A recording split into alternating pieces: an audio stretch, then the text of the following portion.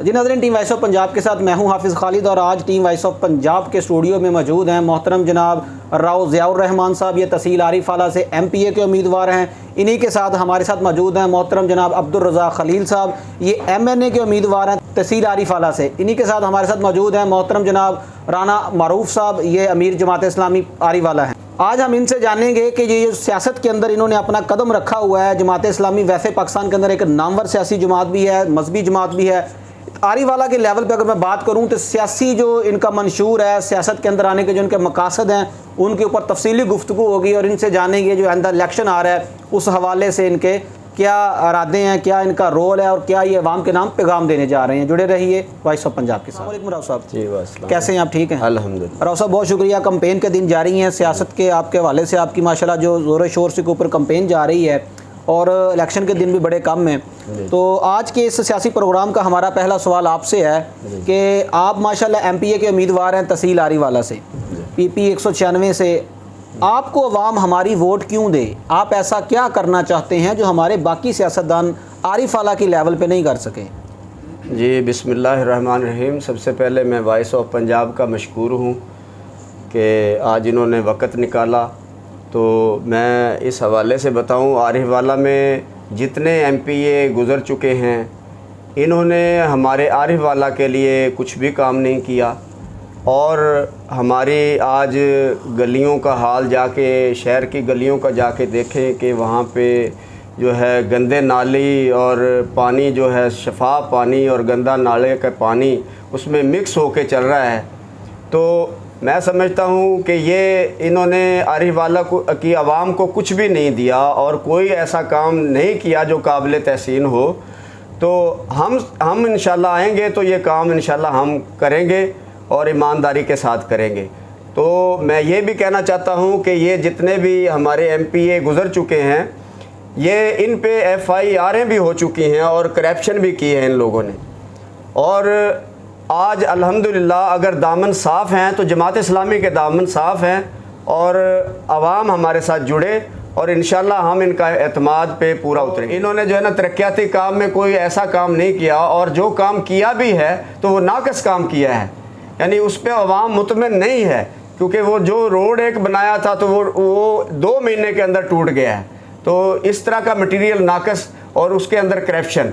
तो हम ये समझते हैं कि इस करप्शन का ख़ात्मा हम चाहते हैं और इस आवाम को जो है ना हम इंशाल्लाह हम आएंगे तो ये आपको हर तरह से तालीम के शोबे में भी और पानी के शोबे में भी और इसके साथ साथ सेहत के शोबे में भी और तमाम यानी शोबाजात के अंदर हम इंशाल्लाह बेहतरी लाएंगे और अच्छा काम करेंगे इंशाल्लाह। हमें मौका दें। अब्दुल रज़ाक खलील साहब, माशाल्लाह आप आरिफ वाला जो है ना वो NA 140 से MNA के उम्मीदवार हैं।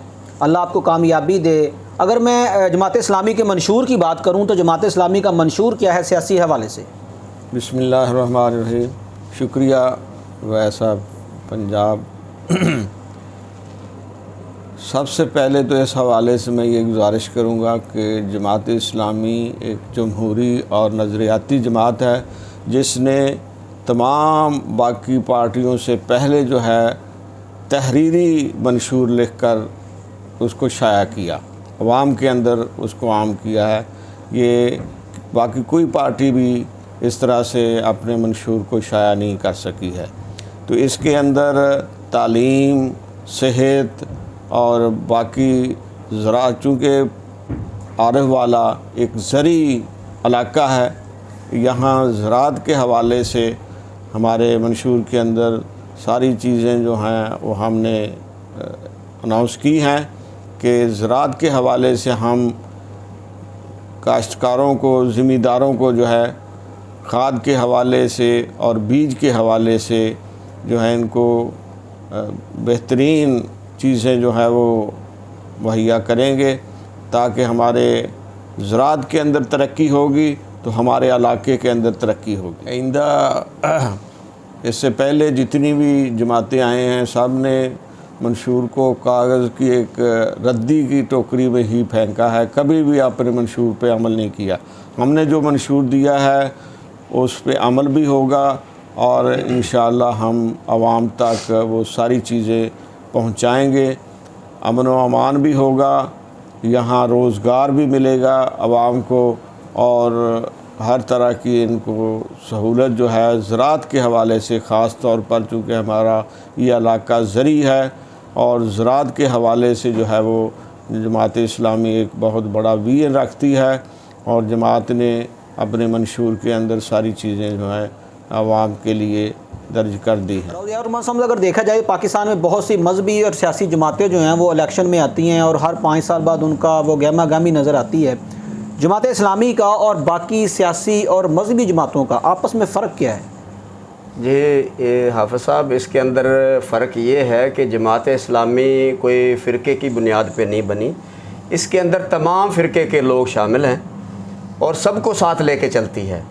तो जो दूसरी जमातें हैं वो गिरोह के अंदर बटी हुई हैं, जैसा कि कुरान पाक के अंदर है कि वातसिमू बिहब्लिल्लाहि जमीअन वला तफर्रकू, अल्लाह की रस्सी यानी कुरान और सुन्नत को मजबूती से थाम रखो और फ़िरक़ों में मत बटो। तो ये वाहिद एक ऐसी जमात है जमात इस्लामी जो कि फ़िरके की बुनियाद पे नहीं है। तो इसी तरह से हमारी पार्टी प्योर जमहूरी जमात है और इसके अंदर जो है वो खुफिया इलेक्शन होते हैं, खुफिया वोट डाले जाते हैं। अरकान जो किसी अपने अमीर को चुनता है तो वो खुफिया वोटिंग के ज़रिए से होता है। तो यानी ये फ़र्क दूसरी जमातों से भी है कि दूसरी जमातों के अंदर मुर्सियत है, यानी वो विरासत समझते हैं। वो अपनी जमात को जैसा अपने बाप के बाद बेटा, बेटे के बाद दोता, ऐसे इस किस्म की, यानी हमारे अंदर ये बात नहीं है। तो ये वाज़ेह फ़र्क है जमात इस्लामी का और दूसरी जमातों का। अब्दुर्रज़्ज़ाक़ साहब, जमात इस्लामी की जो मरकज़ी लीडरशिप है, अगर उनके अंदर और बाकी जमातों के कायदीन के अंदर देखा जाए तो क्या फ़र्क समझते हैं आप? हमारी क़यादत अल्लाह का शुक्र है पढ़ी लिखी है और तालीम याफ्ता है और सिर्फ़ स्कूल कॉलेज ही की तालीम नहीं है, कुरान और सुन्नत पर भी इनको हमारी क़यादत को अबूर हासिल है।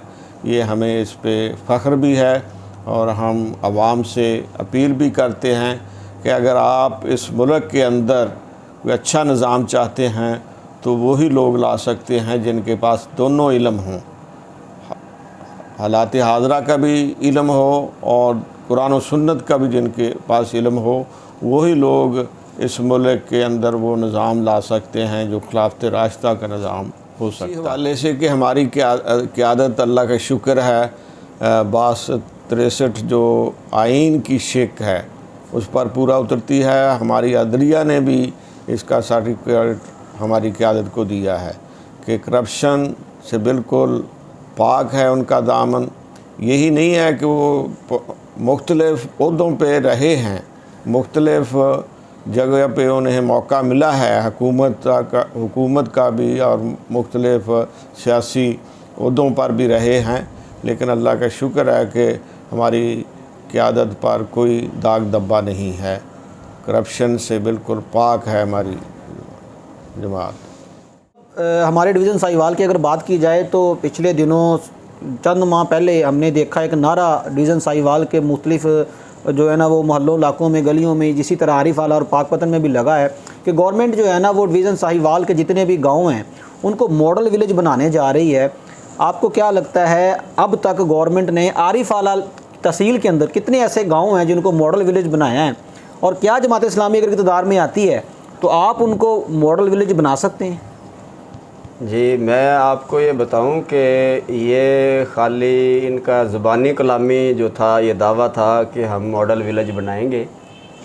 आज तक तारीख़ के अंदर इन्होंने हमारी तहसील आरिफ वाला के अंदर किसी गांव को मॉडल विलेज नहीं बनाया और ना ही ये बना सके हैं, क्योंकि जो लोग करप्शन के अंदर यानी कि दाखिल हो चुके हों वो कैसे किसी गांव को मॉडल विलेज बना देंगे, क्योंकि ये अपनी तजूरियाँ भरती हैं, अपना ख़जाने से जो है ना ये अपना पेट भरते हैं और ये आवाम की कोई खिदमत नहीं करते। तो हम इंशाल्लाह अगर हमें आवाम चाहेगी और हमें इक़्तिदार सौंपेगी तो हम इंशाल्लाह ज़रूर मॉडल विलेज बनाएंगे। आपके सामने मिसालें हैं, हमारे मोहतरम अमीर मोहतरम सिराजुल हक साहब की मिसाल आपके सामने है कि उन्होंने अपने KP के सूबे के अंदर करप्शन फ्री सूबा बनाया और सूद फ्री सूबा बनाया और वहाँ पे अल खैबर के नाम से बग़ैर सूद के एक बैंक चला के दिखाया। तो ये एक मॉडल है, नमूना है। अगर अब भी आवाम हमें ये इख्तियार देगी और हमें वोट की ताकत से नवाजेगी, 8 फरवरी को अगर हमें ये देगी, तो इंशाल्लाह हम ज़रूर हर गांव को मॉडल विलेज बनाएंगे और हर तरह की फैसिलिटीज़ उनको सहूलत देंगे इंशाल्लाह। राव साहब, आप क्या समझते हैं कि हमारे मुल्क को जो थाना कल्चर है वो खाता जा रहा है, वो दीमक की तरह लगा हुआ है, जमात इस्लामी इसको बदल सकेगी? ये एक बड़ा ही नसूर है हमारे मुल्क के लिए। जी, सबसे पहले हम इस निज़ाम को तब्दील करेंगे।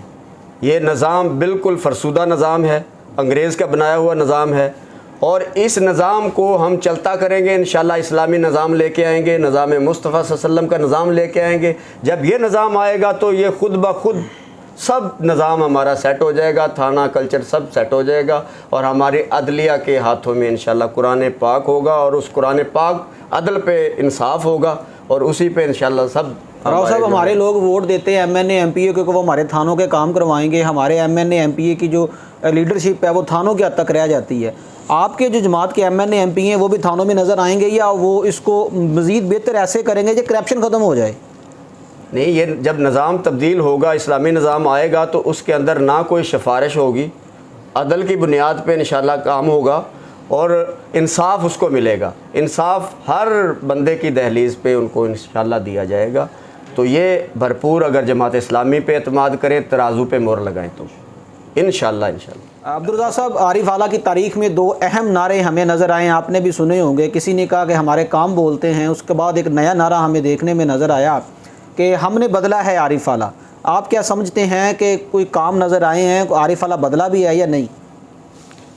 ये तो अवाम भी इसके शाहिद हैं और आप भी, कि मुल्क के अंदर कोई काम नहीं कर सके। नारे ज़रूर लगाए गए हैं कि बदला है हमने पाकिस्तान, ये भी नारा हमने सुना है, और काम हमारे बोलते हैं, कान बोलते हैं कि काम बोलते हैं, ये हमें तो समझ ही नहीं आई इस बात की जी। इसलिए ये इसकी बस ऐसे ही दावे ही हैं, ये संजीदा ही नहीं हैं। ये लोग आवाम की कोई खिदमत करने के लिए संजीदा नहीं है। इसलिए हम आवाम के पास इसलिए अपील करते हैं कि इनसे जान छुड़ाएं, ईमानदार और नेक लोगों को जो है वो MPA MNA के लिए मुंतखब करें, तो इंशाअल्लाह सारे काम खुद ब खुद शुरू होना हो जाएंगे। अब्दुल रज़ाक साहब, आपका MNA का हल्का माशाल्लाह बहुत बड़ा वसी और रीज़ हल्का है। आवाम के नाम आइंदा इलेक्शन के हवाले से कोई पैगाम देना चाहेंगे जमात इस्लामी के प्लेटफॉर्म से? हाँ जी, मैं चूँकि हम सभी जो जमात इस्लामी ने कैंडिडेट उतारे हैं मैदान के अंदर, मुतवस्सित तबका से ताल्लुक़ रखते हैं, हल्का बहुत बड़ा है, तो मैं आवाम से ये अपील करूँगा कि अगर वो अपने मुल्क के हालात को बदलना चाहते हैं तो हमारा इंतज़ार ना करें, आगे बढ़ें, अपना अपना हिस्सा इसके अंदर डालें, और हमारे लिए नहीं बल्कि तराजू के लिए पूरे जो है वो हल्के के अंदर हर आदमी इसके अंदर जो है वो अपना किरदार अदा करे। इंशाअल्लाह अल्लाह तबारक व तआला हमारे मुल्क को भी ठीक कर देगा, और मुल्क भी बेहतर हो जाएगा, और आवाम के घरेलू हालात भी बेहतर हो जाएंगे। इसलिए आवाम से मेरी अपील है कि वो हमें, वो बड़ी बड़ी गाड़ियों वाले तो पहुँचते हैं और पहुँच रहे हैं, हमारे पास वसाइल जो भी हैं हम लगा रहे हैं, लेकिन उस तरह के वसाइल नहीं हैं जिससे हमारी चकनाचूर जो वो नज़र आए।